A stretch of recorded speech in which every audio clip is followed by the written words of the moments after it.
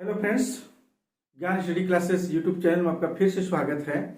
और आज के जो विषय है लेकर आए हैं उत्तर भारत की राजनीतिक स्थिति, यानी छठी शताब्दी ईसा पूर्व में, यानी उत्तर भारत की जो राजनीतिक स्थिति थी इस समय जो है छीन भिन्न हुई हो चुकी थी, क्योंकि उत्तर वैदिक काल में ही जो है या भारत की जो विशाल भूभाग पर जो है आर्यों के प्रसार और अनार्यों के साथ जो है ये संपर्क हुआ था। और संपर्क होने के बाद जो है संघर्ष से जो है हुई थी, जो छोटे बड़े जनपदों के रूप में परिणत होने लगे थे, यानी परिवर्तित होने लगे थे। क्योंकि छोटे बड़े जन का अर्थात गांव का जो बड़ा रूप है वह जो है बड़ा रूप जो जनपद कहते हैं उन्हीं को जो है उन्हीं के रूप में जो है यह परिवर्तित होने लगे थे। भारत जन के युद्ध के परिणाम हम देखते हैं, भारत जन के जो कबीले थे उनके युद्ध के परिणाम स्वरूप जो है पुराने जो जितने भी जन थे, जो कबीलाई जो थे, जो छोटे गांव के रूप में थे, वह लोप हो चुके थे या समाप्त हो चुके थे। उनकी जगह हम देखते हैं कि जो है नए जो है जन यानी नए कबीले के रूप में स्थापित हो रहे थे और गांव का बड़ा रूप जो है प्रारंभ हो गई थी। यही हमारा उत्तर भारत के देखते हैं कि गंगा के नदी के किनारे यानी गंगा के मैदानी इलाकों में संघर्ष में हम देखते हैं उसमें वैदिक जन और जितने भी कबीलाई थे वह जो है अच्छे कारगर सिद्ध नहीं हो रहे थे। अतः हम देखते हैं कि उस समय जो है प्रजातंत्र की जगह निरपतंत्र अधिक जो है लोकप्रिय हो रहा था और उनके बीच से ही जो है शक्तिशाली यानी जनपदों का उदय होने लगा था। लेकिन एक भी केंद्रीय शक्ति उस समय उठ खड़ी नहीं हुई थी उस समय। अतः हम देखते हैं उस समय कि छठी शताब्दी ईसा पूर्व से ही जो है पूरे उत्तर भारत में सही अर्थों में देखा जाए तो राजनीतिक संगठन और प्रसार की प्रक्रिया शुरुआत हो चुकी थी। इस समय कबीलाई राज्यों की जगह जो है क्षेत्रीय राज्य के रूप में स्थापित होने लगे थे, यानी गांव से जो है बड़ा रूप जो है वह होने लगी थी। और ये जो क्षेत्रीय राज्य जो स्थापित करने की जो प्रवृत्ति है इसी समय छठी शताब्दी ईसा पूर्व में दिखाई पड़ी। और इस समय जो है कबीलाई राज्यों की जगह हम देखते हैं कि जिस तरह से स्थापित होने लगी थी, तो यह जो है पूर्ण विकास का जो था इस समय, यानी छठी शताब्दी आती आती यानी उत्तर वैदिक काल के अंत तक जो है यानी छठी शताब्दी ईसा पूर्व में तो यह जो है पूर्ण विकास यानी नगरों का होना हो चुका था। फलस्वरूप हम देखते हैं इस समय बहुत सारे अनेक बड़े जो राज्यों की स्थापना हुई और उसका प्रमाण जो है हम देखते हैं कि साहित्यिक ग्रंथों से भी मिलता है। क्योंकि यहाँ हम देखते हैं कि बौद्ध ग्रंथ जो है अंगुत्तर निकाय जो 16 महाजनपदों का जो है उल्लेख किया गया है इसमें। यहाँ तक कि हम देखते हैं कि जैन ग्रंथों में भी देखने को मिलता है कि भगवती सूत्र है जो उसमें 16 राज्यों का भी जो है जिक्र आया है। तो भारतीय इतिहास के हम देखते हैं कि इतिहास की जो शुरुआत है इसी छठी शताब्दी ईसा पूर्व से ही जो है मानी जाती है। तो हम देखते हैं कि अंगुत्तर निकाय में जो है ये 16 महाजनपद का उल्लेख है, यानी जो है बौद्ध ग्रंथ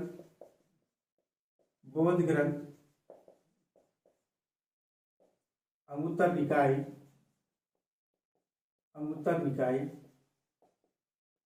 जो 16 महाजनपद है, जो 16 महाजनपद का जिक्र किया गया है। तो इसका जो है 16 महाजनपद का ये जिक्र आया, उल्लेख आया है। इसके साथ हम देखते हैं जैन ग्रंथ जो है भगवती सूत्र में या भगवती सूत्र में जो है इसमें भी जो है 16 राज्यों का जो है राज्यों का जिक्र आया है, जिक्र हुआ है, जिक्र किया गया है। तो हम देखते हैं कि ये जो 16 राज्यों का जो जिस तरह से जो है नगरों का जो उदय हुआ था, जो गांव का जो बड़ा रूप जो है जो एक महातन बड़े राज्य के रूप में ले चुका था। तो हम देखते हैं कि इस समय जो है हमारा दो रूप में हम देखते हैं। 16 महाजनपद का जो है जो प्रशासनिक जो था, जो राजनीतिक स्थिति था वह राजतंत्रात्मक और हमारा जो है गणतंत्रात्मक रूपों में भी देखने को मिलती है। तो हम देखते हैं कि राजतंत्रात्मक व्यवस्था और एक गणतंत्रात्मक व्यवस्था। तो ये हम देखते हैं गणतंत्रात्मक मतलब संघ, यानी कई राज्यों को छोटे छोटे राज्यों को मिलाकर एक संघ बना था। तो वो हमारा जो है इसके अंतर्गत हम देखते हैं ये जो है वज्जी संघ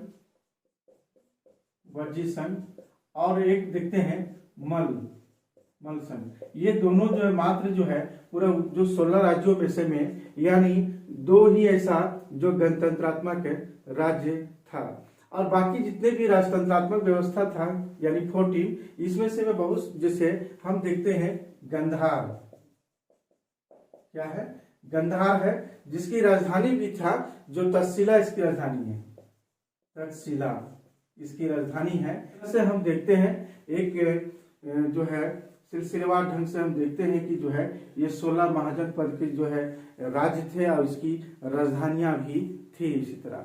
तो अगला हम देखते हैं कि सबसे पहले जो शुरुआत करते हैं वह हम करते हैं मगध से शुरुआत करते हैं, क्योंकि मगध जो है ये मगध ही भारत का यानी पहला जो है ये राजतंत्रात्मक यानी हमारा राजतंत्रात्मक व्यवस्था हुई थी, क्योंकि राजतंत्रात्मक में राजाओं का जो शासन था वह है मगध, और मगध जो है उत्थान हुआ था इस 16 राज्यों में से में, ये 16 राज्यों में से सबसे उभर कर सामने आया था। इसके बहुत सारे कारण हैं जो ये उभर कर सबसे पहले जो मगध जो है एक राजतंत्रात्मक व्यवस्था के रूप में प्रथम आया था, और यहीं से जो है भारत के इतिहास की जानकारी प्रारंभ हो जाती है और पहली बार। अब हम देखते हैं इसके बाद जो है इसके बाद देखते हैं मगध पर हम चर्चा करते हैं।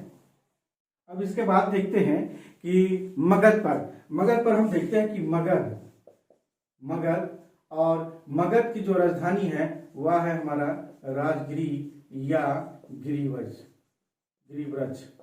ये हमारी राजधानी है। लेकिन मगध पर हम लोग अब चर्चा करते हैं कि मगध जो है यह महाभारत की जो एक कथा के अनुसार अगर हम देखते हैं मगध पर सबसे पहला जो है राजवंश किसका था, बृहद्रथ राजवंश का था, और इस वंश का जो अंतिम प्रतापी जो राजा था वह था जरासंध। इसके बाद हम देखते हैं 6ठी शताब्दी में देखते हैं ईसा पूर्व में कि यहाँ हर्यक वंश की स्थापना किया था बिंबिसार ने, हर्यक वंश का स्थापना किया था बिंबिसार ने, और यहीं से जो है प्रारंभ होता है भारत का प्रथम राजतंत्रात्मक व्यवस्था। इस बिंबिसार इस वंश का सबसे प्रतापी शासक था ये हमारा, और इस समय हम देखते हैं बुद्ध का समकालीन था, यानी गौतम बुद्ध का क्या था, समकालीन था हमारा बिंबिसार। इस समय हम देखते हैं क्या था कि इस समय बिंबिसार ने अंग को जीत करके और मगध में मिला लिया था, यानी हम देखते हैं कि भारत है ये क्षेत्र था, तो मगध यहाँ था, जो मगध जो है यानी दक्षिणी जो है बिहार जो है ये हमारा ये मगध था। यही मगध जो है ये भारत का जो पहला था, जो ये क्या था, 5 पहाड़ियों से घिरा हुआ था। क्या था, 5 पहाड़ियों से क्या था, घिरा हुआ था। और ये क्या था घिरा हुआ, ये जो था नगर जो 5 पहाड़ी जो स्थित है, इस चारों ओर से पत्थर की सुदृढ़ प्राचीनताएं थी, यानी जो है पत्थर का, यानी क्या था, पत्थर की सुदृढ़ क्या था, प्राचीर बनी हुई थी।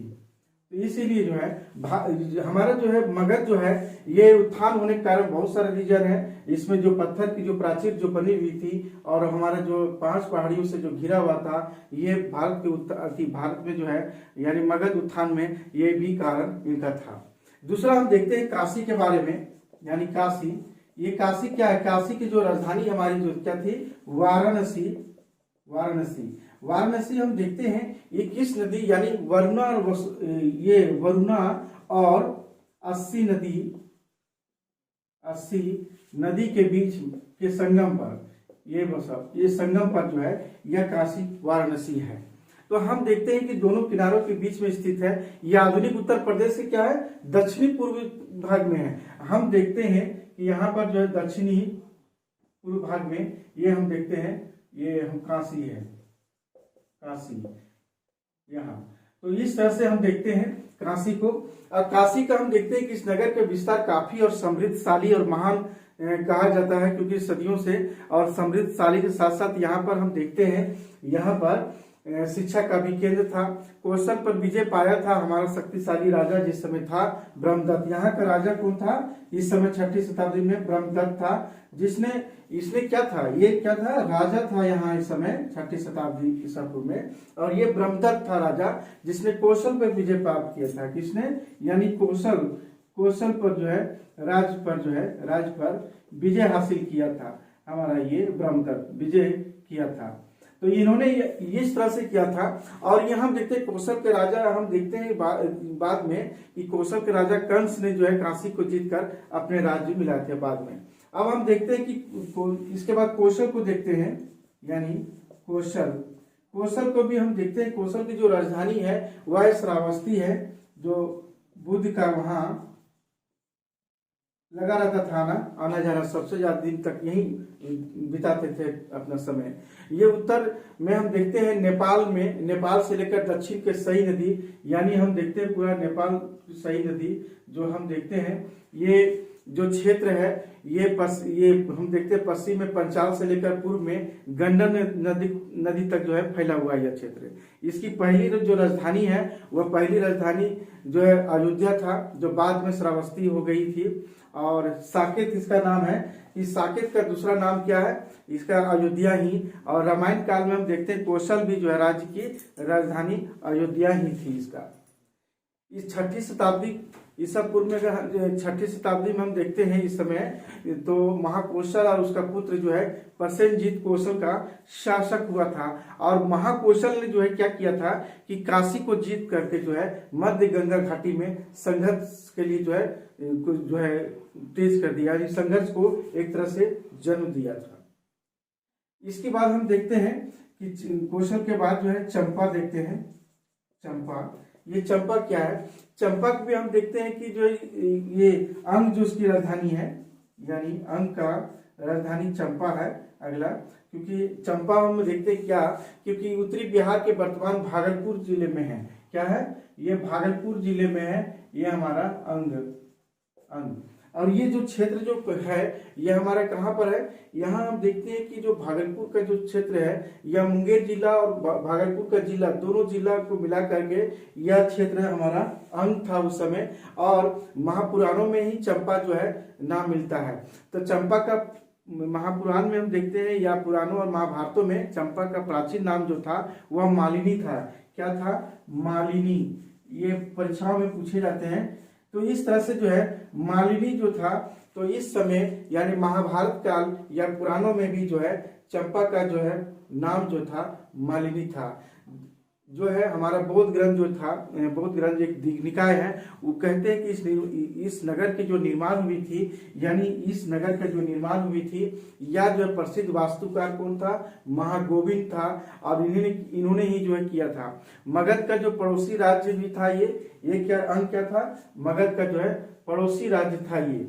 और ये इस समय हम देखते हैं कि मगध के राज्य भट्टिये को, यानी मगध के जो राजा जो है भट्टिये जो थे उसको पहले पराजित किया था और मगध के कुछ हिस्सों को जीत लिया था। लेकिन बाद में जो है अंग का राज्य मगध में फिर इन्होंने मिला लिया था, बिंबिसार ने मिला लिया था। तो इस तरह से देखते हैं। अगला हम देखते हैं इसके बाद जो है अंग के बाद, इसके बाद हम देखते हैं कि इसके बाद जो देखते हैं वज्जी। इसकी क्या देखते हैं? वज्जी, जिसकी राजधानी कहाँ है?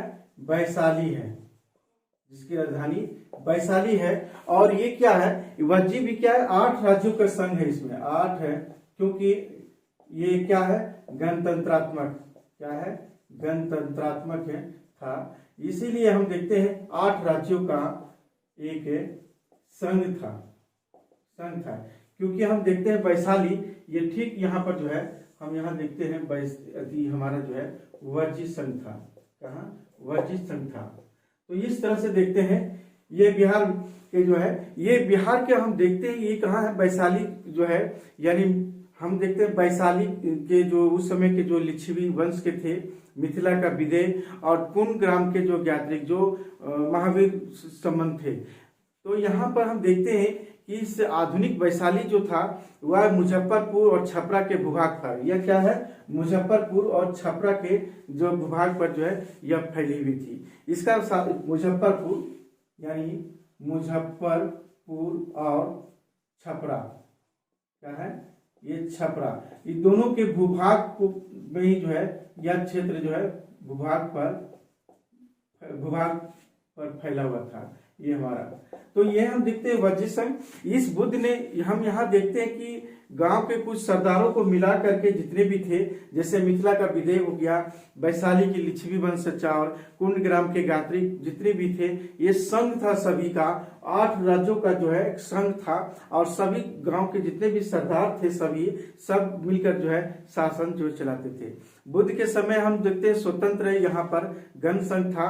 बुद्ध ने इसी ढांचा पर अपने संघ का निर्माण भी यहीं पर किया था। पहले राजतंत्र था, बाद में जो है गणतंत्र बना था। और इस तरह से हम देखते हैं वज्र संघ के बारे में। वज्र संघ के बाद देखते हैं मल के बारे में। मल, इसकी राजधानी जो है पावापुरी है और बुद्ध का भी जो है निर्माण जो है यही पावापुरी में हुआ था। ये पूर्वी उत्तर प्रदेश के जो है यानी पूर्वी उत्तर प्रदेश के देवरिया जिला यानी देवरिया जिले में ये स्थित है। और ये वज्र संघ के समान यह भी राज्य जो है संघ है। ये भी क्या है, ये भी हमारा गणतंत्रात्मक था।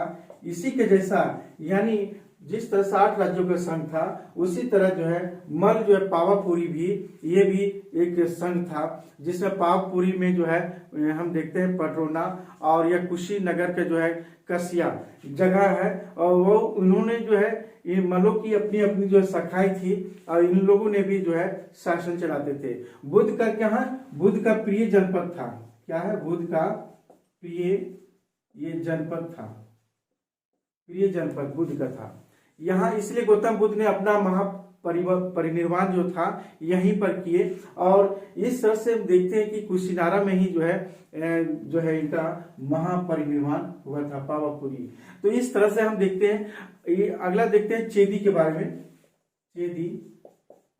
चेदी की जो राजधानी है वहां है सुक्तिमती, ये राजधानी है। और इसके बारे में हम देखते हैं कि चेदी क्या है, आधुनिक बुंदेलखंड जो है यानी आधुनिक जो है बुंदेलखंड यानी चेदी।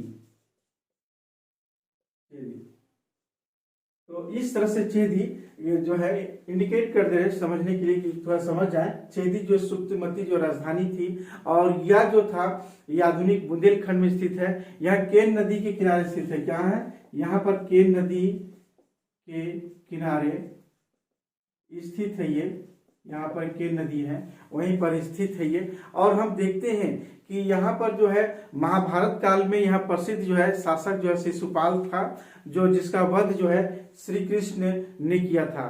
चेदी वंश के चेदियों ने जो आगे चलकर कलिंग में भी की स्थापना की थी। तो इस तरह से हमारा जो है चेदी था। इसके बाद देखते हैं वत्स की राजधानी कहाँ है, कौशाम्बी है। क्या है, कौशाम्बी, वत्स का कौशाम्बी है। और ये जो है कौशाम्बी हम देखते हैं कहाँ है, ये जो क्षेत्र है कौशाम्बी का जो क्षेत्र है वह है हमारा वत्स। जो कौशाम्बी जो राजधानी है वह आधुनिक इलाहाबाद और बांदा जिला यानी इलाहाबाद और बांदा जिले के भूभाग क्षेत्रों में ये जो है स्थित है। हम देखते हैं विष्णु पुराण के अनुसार जो है हमारा जो है वत्स जो कौशाम्बी है वह हमारा कौशाम्बी कहाँ है, ये हमारा कौशाम्बी सभी हमारा उत्तर प्रदेश में कौशाम्बी यानी वत्स इसको बोलते हैं। क्या बोलते हैं, वत्स बोलते हैं। वत्स की राजधानी कौशाम्बी। तो इस तरह से जितने भी हैं सभी हमारा लगभग में उत्तर प्रदेश के क्षेत्र में अधिकांशा है। तो हम देखते हैं कि जो है विष्णु पुराण के अनुसार जो है हस्तिनापुर के राजा उस समय नीचक्षु थे और नीचक्षु ने हस्तिनापुर के जो है गंगा के प्रवाह में बह जाने के कारण कौशाम्बी की स्थापना हुआ, ऐसा लिखा हुआ है। ये हमारा विष्णु पुराण के अनुसार। बुद्ध के काल में अगर हम देखते हैं यहाँ पौरव वंश का शासन था और जिसका शासन जो है शासक उस समय जो था वह था उदयन था, जो अवंती के शासक प्रदोत जो है अपनी पुत्री वासवदत्ता का विवाह उदयन से करवाया था। और इस तरह से दोनों के बीच में जो पहले से दुश्मनी जो चल रही थी वह समाप्त हो चुकी थी इसी समय। तो हम देखते हैं कि यह इलाहाबाद जो विश्वविद्यालय है वह प्राचीन इतिहास विभाग द्वारा कौशाम्बी की जब खुदाई की गई तो यहाँ पर 12वीं से लेकर 6ठी शताब्दी तक बस्तियां जो है यहाँ पाई गई है। ये हमारा वंश कौशाम्बी में। इसी तरह हम देखते हैं कुरु, क्या है कुरु, जिसका राजधानी कहाँ है, इंद्रप्रस्थ। क्या है, इंद्रप्रस्थ। ये इंद्रप्रस्थ में हम देखते हैं क्या, इंद्रप्रस्थ मेरठ, कहाँ है, मेरठ दिल्ली क्षेत्र है, मेरठ दिल्ली, यानी ये जो क्षेत्र है हमारा मेरठ दिल्ली और थानेश्वर के क्षेत्र है, यानी थानेश्वर के भूभाग पर, यानी थानेश्वर के जो भूभाग पर जो है यानी कुरु है। तो हम देखते हैं कि कुरु का जो क्षेत्र है ये हमारा जो है ये मेरठ दिल्ली और थानेश्वर के भूभाग क्षेत्रों के भागों में फैला हुआ था इस समय कुरु। महाभारत काल में हम देखते हैं हस्तिनापुर का नगर भी इसी राज्य में जो है स्थित था और बुद्ध के समय यहाँ का जो राजा था वह कौरव्य था। यहाँ का राजा कौन था, बुद्ध के काल में कौरव्य था। और उस समय हम देखते हैं कि और धनंजय नामक जो है एक राजा भी हुए थे इस समय, जो 300 गांव का एक संघ बना हुआ था। यह पहले राजतंत्रात्मक था, फिर बाद में जो है गणतंत्रात्मक भी ये बना था हमारा। तो इस तरह से हम देखते हैं कुरु का जो क्षेत्र है, तो हमारा जो है ये क्षेत्र है कुरु का क्षेत्र है, क्या है, कुरु का क्षेत्र है। तो ये कुरु था। अब हम देखते हैं कि कुरु के बाद अब हम देखते हैं कि कुरु के बाद जो है वह क्षेत्र देखते हैं पंचाल के बारे में। पंचाल के बारे में कि पंचाल की जो राजधानी है वह है काम्पिल्य, क्या है, काम्पिल्य। और एक राजधानी और है हमारा, इसका क्या है, अहिच्छत्र, यही छत्र है। तो ये देखते हैं पंचाल के बारे में। पंचाल हम देखते हैं आधुनिक जो रोहेलखंड के जो है बरेली, बदायूं और फर्रुखाबाद के भूभाग पर है। ये कहाँ है, बरेली, फर्रुखाबाद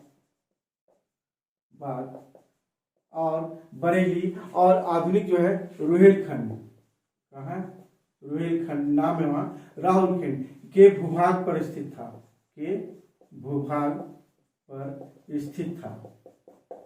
तो हम देखते हैं कि ये जो पंचाल जो है हमारा, ये जो क्षेत्र है ये इन जिलों से मिलकर पंचाल बना था। और ये जो है उत्तर वैदिक काल में कुरु और पंचाल जन के लोग एक साथ राजधानी जो बनी थी। उत्तरी पंचाल और दक्षिणी पंचाल, क्या था, उत्तरी पंचाल और दक्षिणी पंचाल।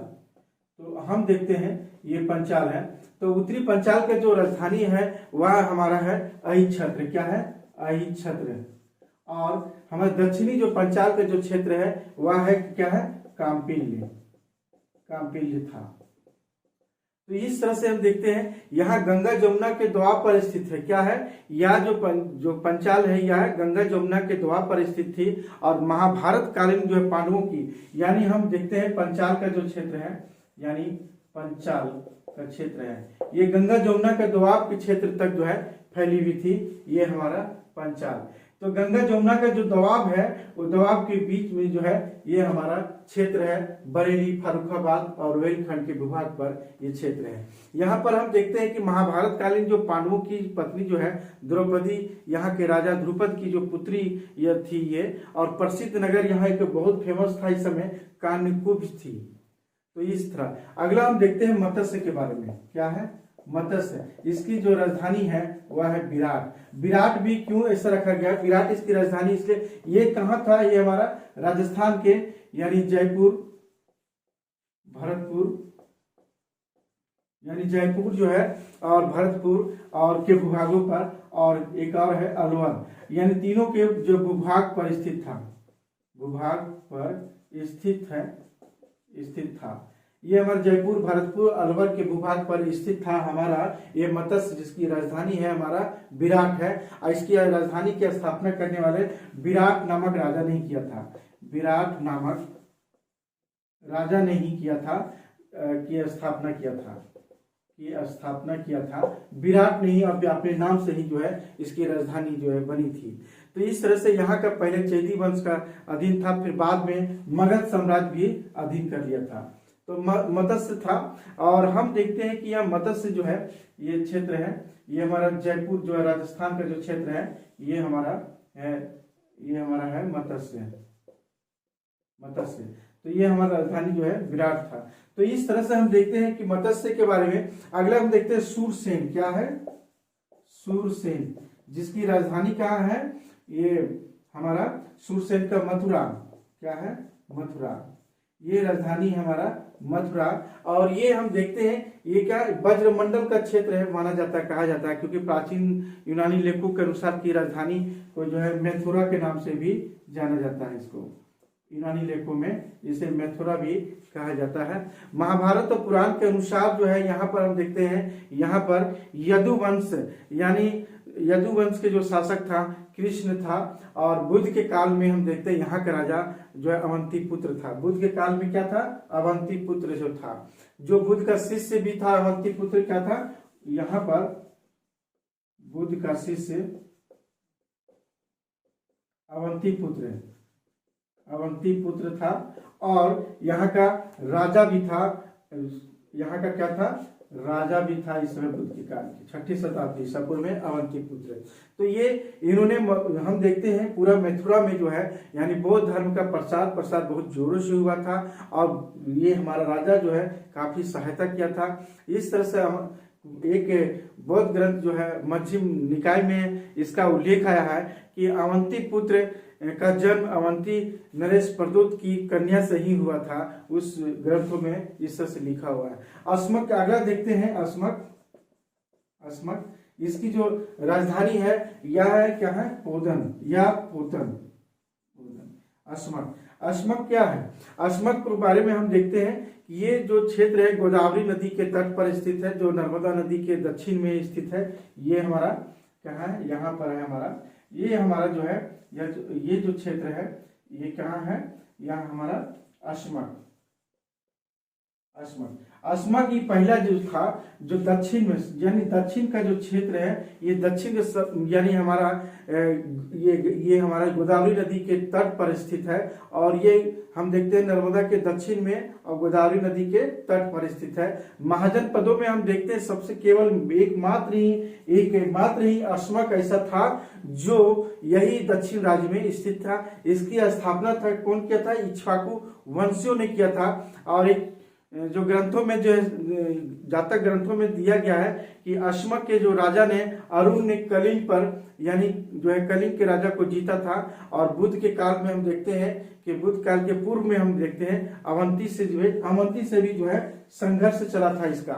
और हम इस तरह से देखते हैं कि बुद्ध के समय अवंती ने फिर बाद में जीत लिया था। और इस तरह से हम देखते हैं अस्मक की जो राजधानी पोदन है जो दक्षिण में एकमात्र हमारा है। इसके बाद हम देखते हैं अस्मक के बाद अवंती। इसके बाद हम देखते हैं अवंती। इसकी राजधानी कहाँ है? इसकी राजधानी भी जो है दो इसकी राजधानियां हैं, उज्जैनी और एक इसकी राजधानी उज्जैनी भी है और एक और है महेशमती। क्या है? महेशमती, जो बहुत ही प्रसिद्ध नगर है ये सब उज्जैनी और महेशमती क्या है? ये पश्चिम और मध्य मालवा का क्षेत्र में स्थित है। इसकी दो राजधानियां कहाँ है? दो इसकी राजधानियां हैं। पहला राजधानी हमारा उज्जैनी है और दूसरी इसकी महेशमती है। उत्तरी हम देखते हैं कि सबसे पहले कि दोनों राजधानी उत्तरी अवंती की जो राजधानी है ये है हमारा उत्तरी का और महेशमती है हमारा दक्षिणी का यानी दक्षिणी का क्षेत्र है। तो ये दक्षिणी क्षेत्र की जो है राजधानी जो है महेशमती और उत्तरी का उज्जैनी, ये प्रसिद्ध नगर था। दोनों के बीच में हम देखते हैं कौन नदी बहती है? वेत्रवती नदी बहती है। दोनों इस तरह से लोहे की यहाँ पर जो है अवंती में जो है लोहे की खान थी। यहाँ कहाँ है? लोहे की खान थी यहाँ पर। और साथ साथ यहाँ पर हम देखते हैं अस्त्र शस्त्र निर्मित किए जाते थे। क्या थे? अस्त्र शस्त्र निर्मित बनाए जाते थे यहाँ निर्मित यानी बनाए जाते थे। बौद्ध भिक्षु लोग भी यहाँ रहते थे और इनका बौद्ध भिक्षु का मुख्य केंद्र अवंती भी था। इस तरह से देखते हैं। अगला हम देखते हैं कि इसके बाद जो है गंधार, कहाँ है गंधार, जिसकी जो राजधानी जो है यह है क्या है, तक्षशिला। तक्षशिला भी बहुत ही प्रसिद्ध ये हमारा नगर के रूप में था, क्योंकि तक्षशिला जो राजधानी था वह जो है बहुत ही प्रसिद्ध था। ये पेशावर और रावलपिंडी जिलों को मिला करके ये क्या है, पेशावर और रावलपिंडी के भूभाग पर जो है स्थित है। तो हमारा जो रावलपिंडी और जो हमारा जो क्षेत्र है वह है हमारा गंधार। ये हमारा कहाँ है, गंधार पाकिस्तान में आज स्थित है। ये गंधार ये भूभाग पर स्थित है। यहाँ देखते हैं कि रामायण काल में इस नगर की स्थापना भरत के पुत्र तक्ष ने किया था और इस राज्य का दूसरा जो है प्रमुख जो है नगर था पुष्कलावती। क्या है, पुष्कलावती। ये जो है प्रसिद्ध नगर था पुष्कलावती। और ये पुष्कलावती जो है तक्षशिला के जो व्यापारिक नगर था, क्या है, तक्षशिला का व्यापारिक नगर के साथ साथ यहाँ पर क्या था कि व्यापारिक नगर भी था और साथ साथ ये था क्या, शिक्षा का केंद्र था। यहाँ हम देखते हैं कि शिक्षा का प्रमुख केंद्र था। यहाँ दूर दूर से लोग आते थे पढ़ने के लिए, विद्यार्थी। 6ठी शताब्दी में हम देखते हैं यहाँ पर पुष्कर सारिन नामक राजा का यहाँ शासन था और यहाँ मगध राज बिंबिसार के दरबार में एक दूतमंडल भी भेजा था यहाँ। यानी इस तरह से कुरुवंशी हम देखते हैं कि धृतराष्ट्र महाराज की जो पत्नी है गांधारी, वह भी जो है यहीं के जो है राजकुमारी थी। इस तरह से अगला हम देखते हैं कंबोज। क्या है, कंबोज भी हमारा वही है जो ये राजपुर या हाटक, दो इसकी राजधानियां हैं, राजपुर और हाटक, इसकी भी दो राजधानियां हैं। कंबोज भी यही हमारा पाकिस्तान के साइड में यहाँ पर है कंबोज।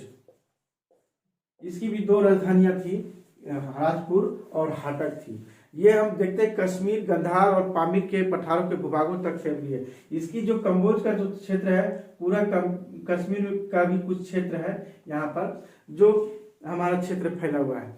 कौटिल्य ने कंबोजों को एक बात कहा था, कौटिल्य ने कि क्या कहा था, यानी कौटिल्य ने यानी यहाँ के लोगों को जो थे यानी कंबोजों को क्या कहा था, यानी वात शिस्त्र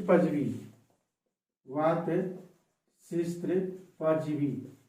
कहने का मतलब हुआ, इसका अर्थ क्या है, इसका अर्थ है कि कृषि, पशुपालन और व्यापार करने से संबंध रखते थे, उसी से जितने भी सारा जो है जीविका चलाते थे। यानी ये क्या करते थे, यहाँ के कंबोज का क्या था, यहाँ कृषि यानी कृषि, पशुपालन, व्यापार और अस्त्र